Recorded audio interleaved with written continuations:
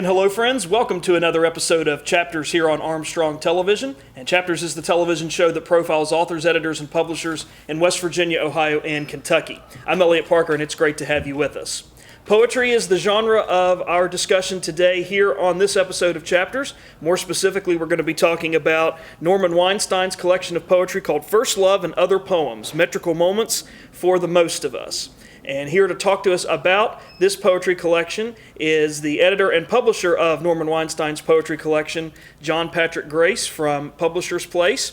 And we should mention that at the time of this taping and not long after this book was published, Mr. Weinstein passed away. And so that is the reason Patrick Grace is here to talk to us about this collection of poetry, because he was integral in working on getting this poetry collection not only edited but also put together in book form. And John Patrick Grace is a former correspondent with the Associated Press. He was a reporter and also the foreign desk editor in New York for the Associated Press. He earned a PhD in Italian and a minor in medieval studies from the University of North Carolina at Chapel Hill, and also has his Master of Arts in Journalism from Columbia University. He teaches the life writing class here in the tri-state region and is also a correspondent and a columnist for the Huntington Herald-Dispatch. And we'll talk about some of those issues with him in just a little bit. But Patrick, first off, welcome back to Chapters. It's been a couple years since we've had you on. Welcome back. Thank you, Eliot. And it's just great that you're featuring Norman Weinstein's book. We did 3 books with his daughter, Emily.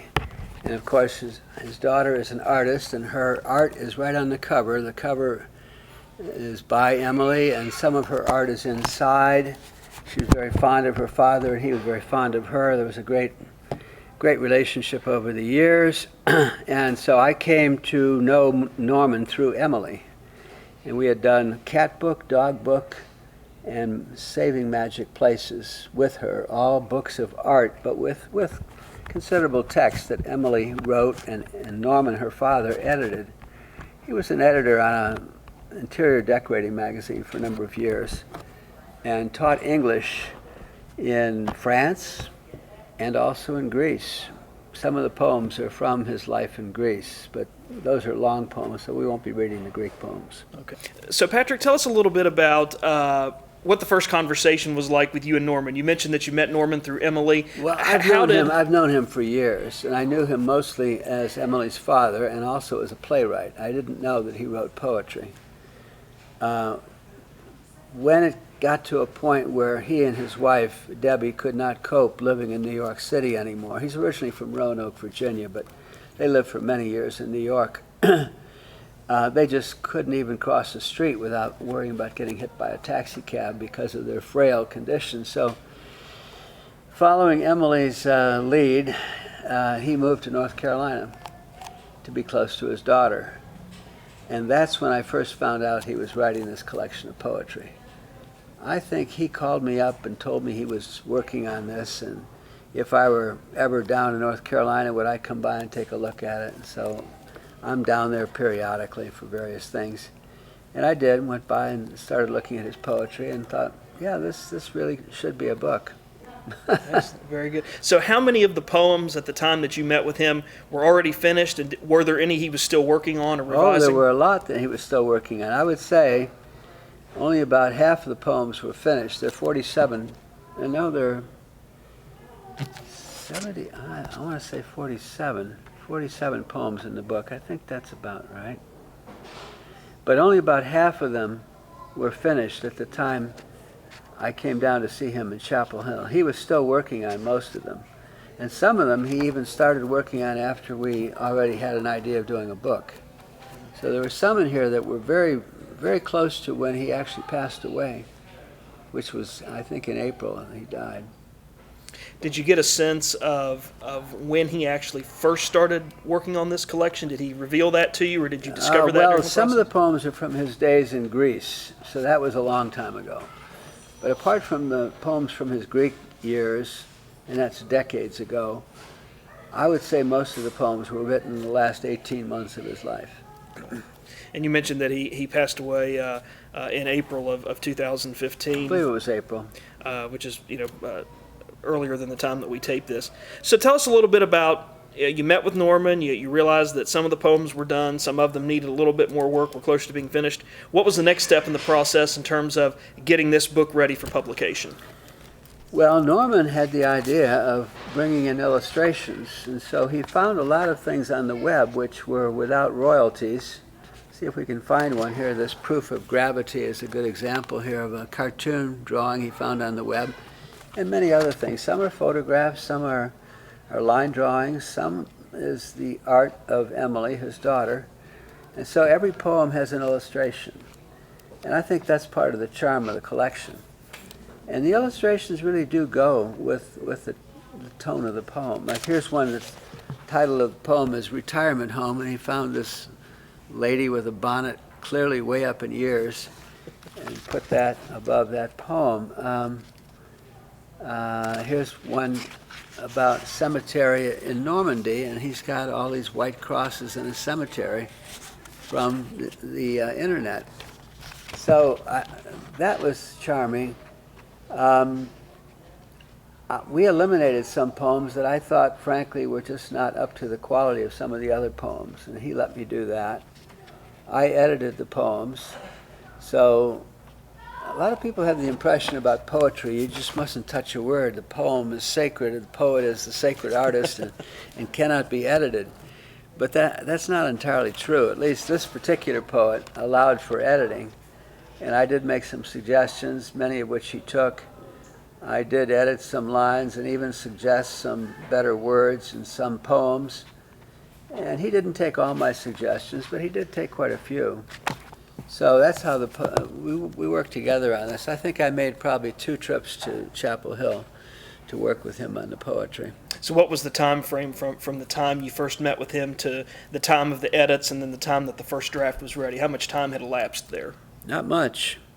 It all happened within a period of about 6 or 7 months. Okay. So, which is highly unusual. I mean, but, and then we really had to rush because we knew because of his lung condition, he just had collapsing lungs. It wasn't emphysema or anything, not lung cancer, but his lungs were just giving out.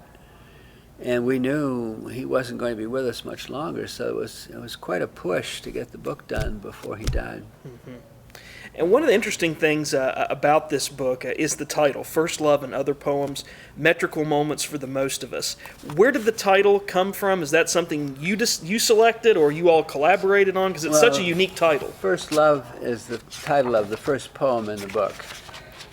So his very first poem is called First Love, and that's where that came from. And then obviously, and other poems, that's easy enough.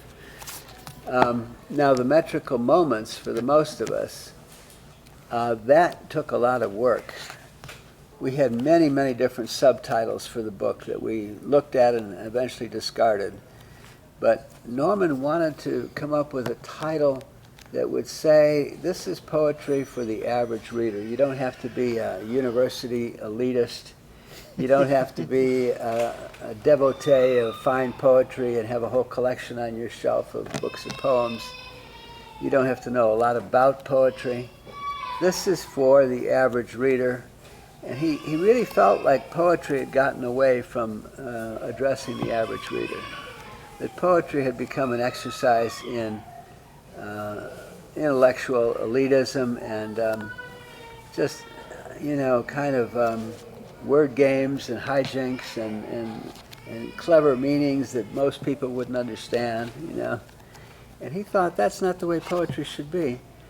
And he quotes a couple people on the flyleaf here in that sense. He quotes Charles Bukowski, who's a noted American poet, as saying, "There's nothing wrong with poetry that is entertaining and easy to understand. Genius could be the ability to say a profound thing in a simple way." And then Garrison Keillor, who has that marvelous show, The Prairie Home Companion, but also has a show during the week about poetry, these little 5-minute pieces he does. I forget the name of that little 5-minute show he does on National Public Radio, but here's what Garrison Keillor says about poetry. "What makes a poem memorable is its narrative line. A story is easier to remember than a puzzle. And there are rules in storytelling that make for a better poem. Stop mumbling, no prefaces, cut to the chase, don't sound like a writer, be real."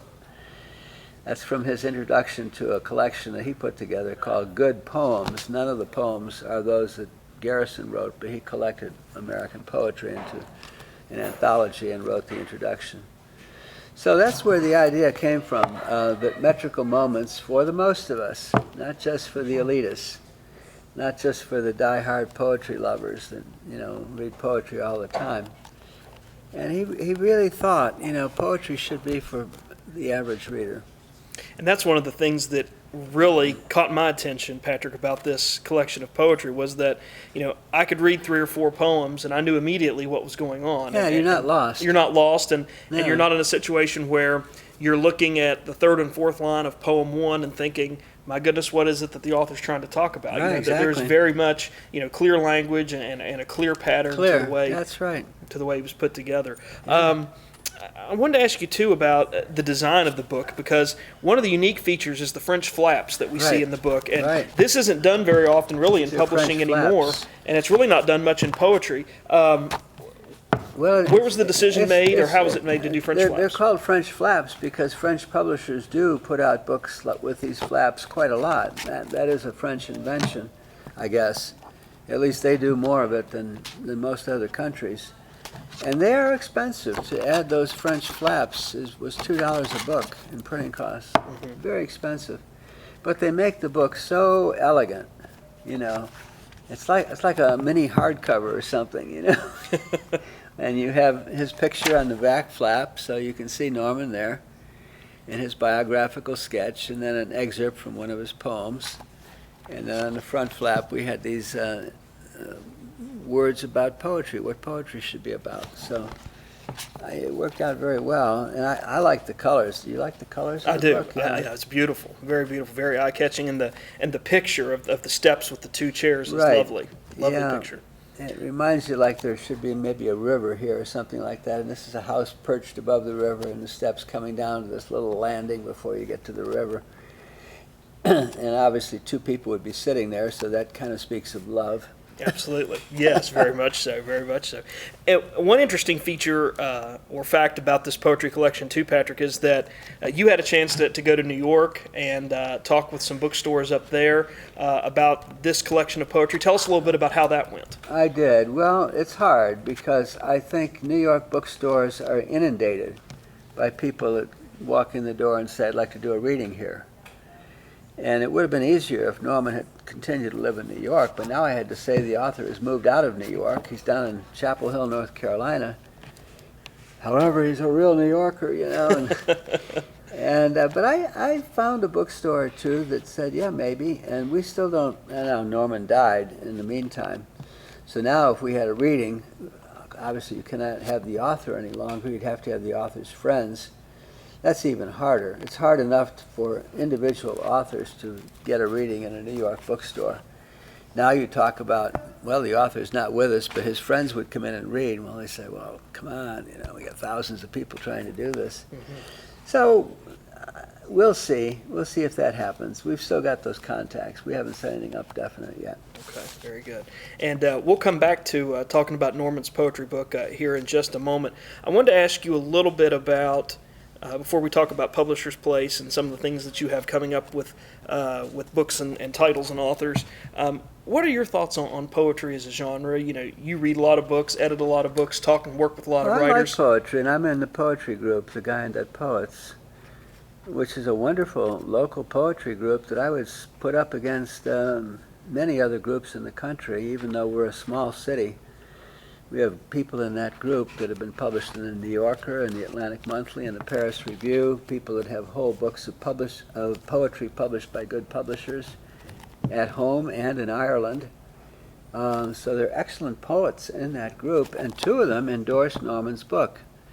We've got Art Stringer, whom you know from Marshall, author of Channel Markers and Human Costume, and Ron Houchin, the author of The Man Who Saws Us in Half and another book, The Great Jars, who both praised Norman's work, and were happy to have their names on the back cover. And they're very established poets, so that speaks very highly of the quality of the poetry here.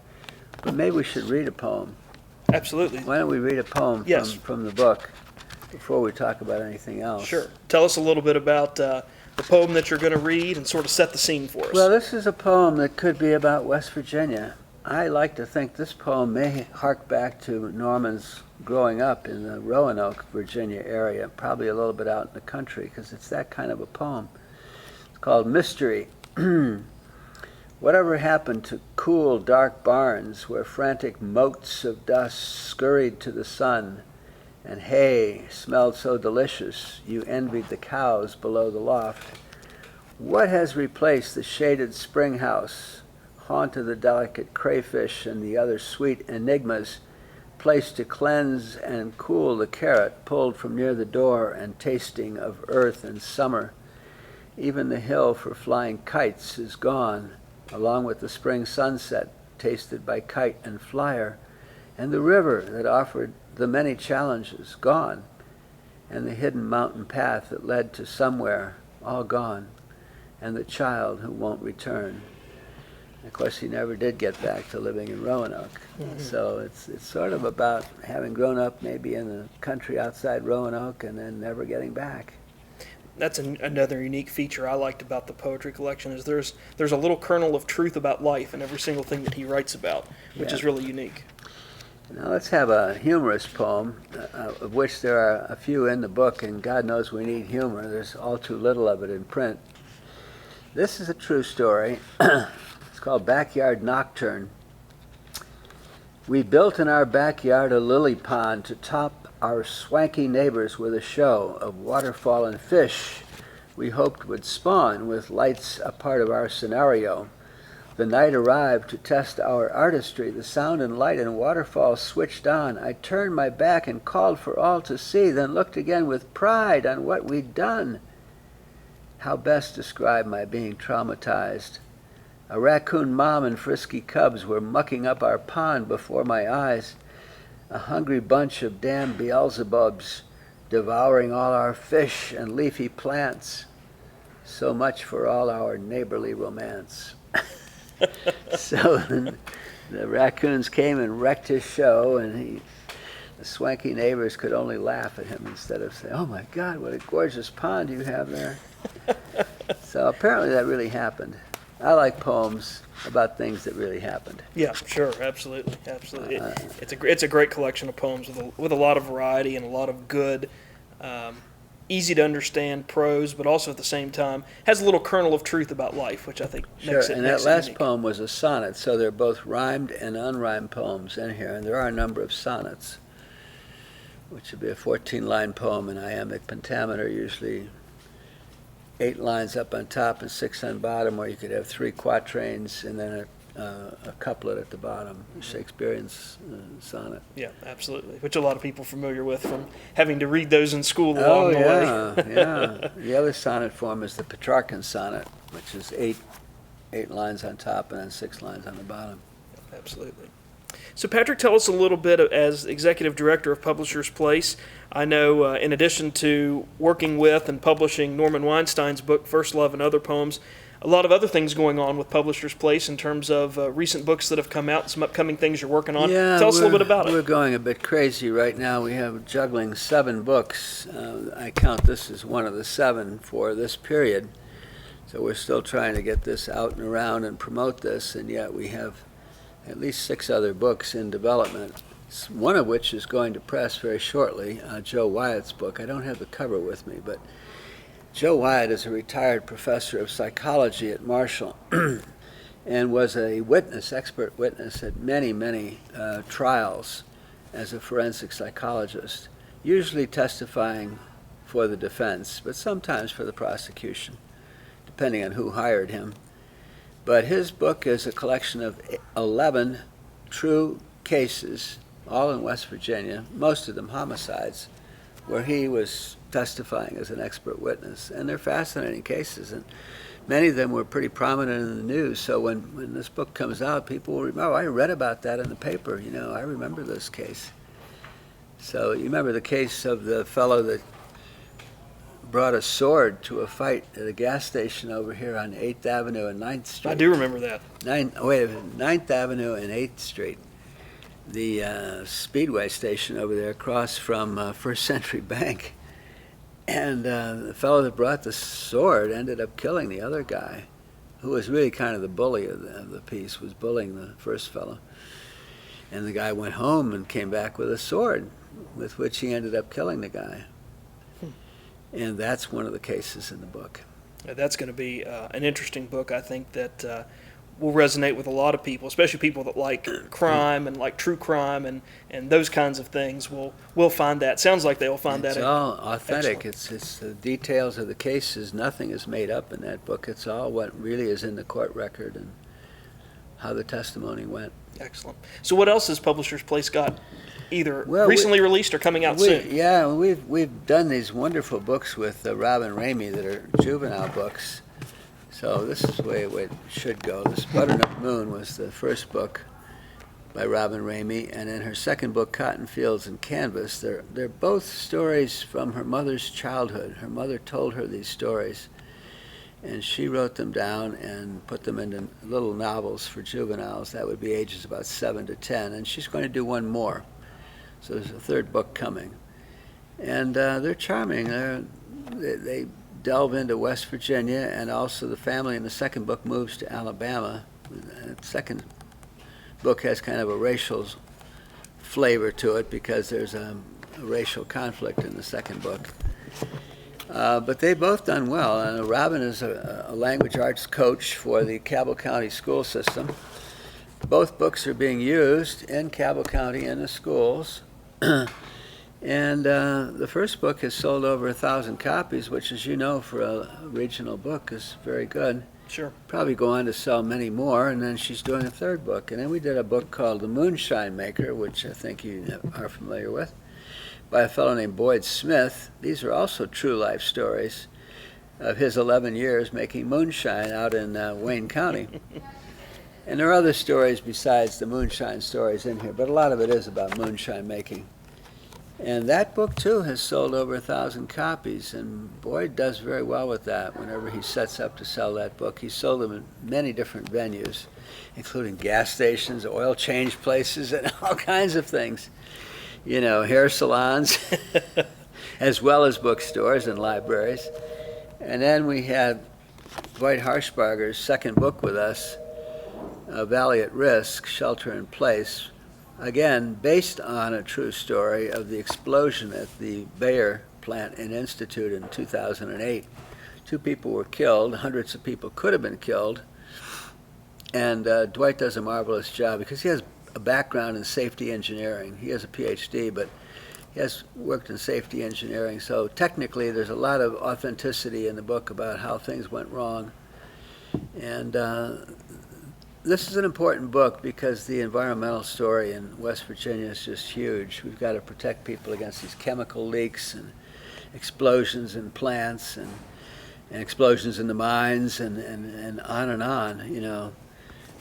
Too many people have died, really, so you get kind of a crusading novelist here that's trying to get the story across, and I think you've read the book, and so you know it's a good story. It is an excellent story. Yeah. And his first book, Witness at Hawk's Nest, Yeah. was also a fantastic historical fiction story Yeah. about the disaster at the Hawk's Nest tunnel mine back in the 30s. In the early 30s, 700 workers died of silicosis poisoning digging the hydroelectric tunnel on behalf of Union Carbide, and unfortunately the company kept people digging, and lots of people lost their lives. They weren't adequately protected from the silicon dust. So it sounds like Publishers Place has a lot of unique and interesting things recently out and coming out here very soon, so that's great. Well, we try to do things that make a difference, you know, things that are historical, that really happened. We like life writing, so most of the books we published have a basis in a true life story. We mentioned at the beginning of the program, you're also the instructor for the life writing class, and I know Yep. you've been doing this class for a long time. And tell us a little bit about the class, and when is your next class upcoming? Class has about a 14-year history, and 400 or more people have been through that class. We've had 44 books published by people that have been through the class at a conservative count. Obviously, people move away, they leave the state, they're somewhere else, they may finish their book, and I never learn about it. So when I say 44, those are the ones I've been able to track a little bit. The next classes will be in the fall. I would like to do a class at Heritage Farm Village, Mike Perry's place, and that would be a Friday evening and an all-day Saturday. And then another conventional class, which is 10 weeks in a row, 2 hours for each of 10 weeks in a row, I hope up at the Huntington Museum of Art, where we started years ago. And that would be the 50th class. Fantastic. So 50th anniversary, not that we've been doing this for 50 years, but it would be the 50th class. Excellent. That's fantastic. Fantastic. Well, So- congratulations to you and to the class and to all those authors who've had books that have come out of that class. Yes, indeed, and some in process right now. 2 of the 7 books we're working on right now have come out of the life writing class. That's excellent. That's an excellent track record for sure. So, Patrick, in our final moments with you today, if someone is interested in getting in contact with you to learn more about the life writing class, if they want to talk to you about publishing, talk to you about Norman Weinstein's poetry book or any of the other books you've mentioned, or just get in contact with you in any way, how can they reach you at Publisher's Place? Well, they can email us. That's probably the quickest way, especially people that live a little bit away from Huntington. And that's publishersplace@gmail.com. Publishers Place written together at gmail.com. Or if they want to call, they can call our office number 304-697-3236. Very good. Excellent. So- John Patrick Grace, the Executive Director of Publisher's Place, and also the publisher and editor of Norman Weinstein's excellent poetry collection, First Love and Other Poems, Metrical Moments for the Most of Us. We appreciate you for coming on Chapters today to talk to us about this great collection of poetry and also to give us a little bit of insight into Publisher's Place. Thank you so much, and we look forward to having you back on soon. Well, thank you, Eliot, and carry on the great work with these interviews. It's important to get authors some exposure on television and radio. Thank you very much. I appreciate it. And we also want to take a moment to say a special thanks to the staff and management at Empire Books and News here at Pullman Square in Huntington for providing our studio taping space today. And we invite you to come down and check out the selection of books and magazines here at Empire Books and News. Dr. Charlotte McCoy and her staff, and they can find whatever book or magazine you're looking for right here at Empire Books and News. And if you've got a question, comment, or suggestion about this chapter's program or any other chapter's program that you've seen here on Armstrong Television, we've made it possible for you to reach out to us right here on the show via our email address, which should show up right here at the bottom of the screen, lp4@zoominternet.net. That's the letter L, the letter P, number 4, all together at zoominternet.net. So please keep those thoughts and comments coming. We appreciate them so much. And if you've missed a previous episode of Chapters and you want to go back and take a look at it again, we've made that available to you also through the Armstrong One Wire page on YouTube. All you need to do is go to youtube.com/Armstrong One Wire. Again, that is all one word. From there, click on the Chapters tab and you can check out over 50 author, editor, and publisher interviews right there through the Armstrong One Wire page on YouTube. And we know many of you have done that, and we appreciate you going back and looking at those and also putting those comments in the comments fields on YouTube. We appreciate that so much. So we encourage you to check out those old archived episodes of Chapters where you can check out author, publisher, and editor interviews from all over West Virginia, Ohio, and Kentucky, made possible through YouTube and the Armstrong One Wire page. And that's going to do it for us this time on Chapters. Please come again next time. And in the meantime, stay tuned to this station for news and views that impact you and your community.